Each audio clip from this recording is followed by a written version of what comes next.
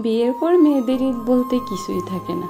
মেয়ে মানুষদের সকল ঈদ বাপের বাড়িতে শেষ হয়ে যায়। শ্বশুর বাড়িতে আসলে দায়িত্ব, কর্তব্যবোধ, সবার মন জুগিয়ে চলা, এসব ভাবতে ভাবতেই কখন জানি মেয়েদের জীবন শেষ হয়ে যায়। আসসালামু আলাইকুম, কেমন আছে সবাই?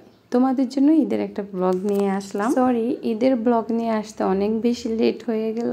ঈদের আগের দিন থেকে আমি ব্লগটা শুরু করলাম। এই যে আমি বাসা থেকে বাড়িতে আসলাম, অনেক কাজ করলাম। তারপর বিকাল 5টার দিকে গোসল করলাম।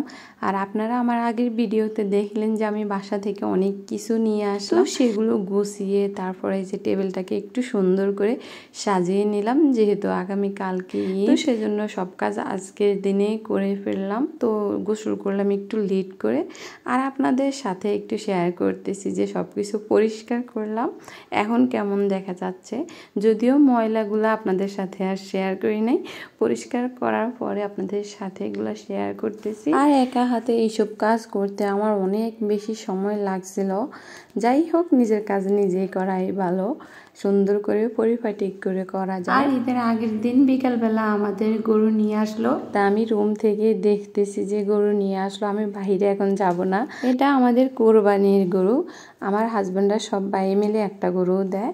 তো তারপর আমি আমার বাবার বাড়িতে চলে যাচ্ছি রিক্সায় করে। আমার বাবার বাড়ি যেহেতু কাছে, বিপদ আপদে যাওয়া যায়। তারপর এখন যাচ্ছি আমার ঈদের ড্রেস আমার মা সেলাই করছে, ওইখান থেকে নিয়ে আসার জন্য। যদিও আমি ঈদের ড্রেস পরবো না ব্যস্ততার জন্য, তারপরও নিয়ে আসলাম। আর এই ভিডিওটা হলো আমার ঈদের দিনের ভিডিও। আমার হাজবেন্ড নামাজ পড়তে গেল, ঈদের নামাজ। তারপর ঈদের নামাজ পড়ে এসে যে এখন গরুটাকে কোরবানি দিবে, তার জন্য রেডি করা হচ্ছে। ওই যে দড়ি দিয়ে বেঁধে নিচ্ছে। এই সিনটা দেখতে আমার কাছে অনেক কষ্টের লাগে। তারপর আপনাদের সাথে একটু শেয়ার করতেছি। কি করব, গোসল করে বসে আছি, তো জানলা দিয়ে একটু ভাবতেছি আপনাদের সাথে শেয়ার করি। যদিও জবাই করার সময় আমি নিজেও তাকাই নাই, আর কাউকে সেটা আমি দেখাতেও চাই না। আর কার কার এমন ভয় লাগে বলবেন, কিন্তু অনেকেই গরু জবাই করা দেখতে পারে না। অনেকগুলো মানুষ নিয়ে আমাদের গরুটাকে একদম শুয়ে ফেললো, আর এখন কাটাও শেষ, শাকিল মাংস কাটতেছে। আর এই তো ব্যস্ততা শুরু হয়ে গেল। আর কাজ করতে করতেই কোরবানি ঈদের দিনটা শেষ হয়ে যায়। এখন মাংস ভাগাভাগির সময়, মাংস ভাগাভাগি করা হবে, গরিব দুঃখী মানুষদেরকে দিবে, আত্মীয় স্বজনদেরকে দিবে। তারপর যা থাকবে নিজেদের ফ্যামিলির মানুষরা সেটা ভাগাভাগি করে নিবে। তো আমাদের মাংস এই যে আমরা নিয়ে আসলাম চর্বি মাংস একসাথে। তারপর এটা হলো হাড়, আর এগুলো হলো গরুর কলিজা। শাকিল গরুর কলিজা খেতে চায় না, তো আমি কি করি মাংসের সাথে এগুলো মিক্স করে ফেলি। আর শাকিলের জন্য আর কি কিছু মাংস এখন আগে দিয়ে রান্না করব। সে সকালবেলা অল্প একটু সেমাই খেয়ে গেল। আর এই তো এদিক দিয়ে গোছানো শেষ, পলিথিনে মাংস নেওয়া শেষ।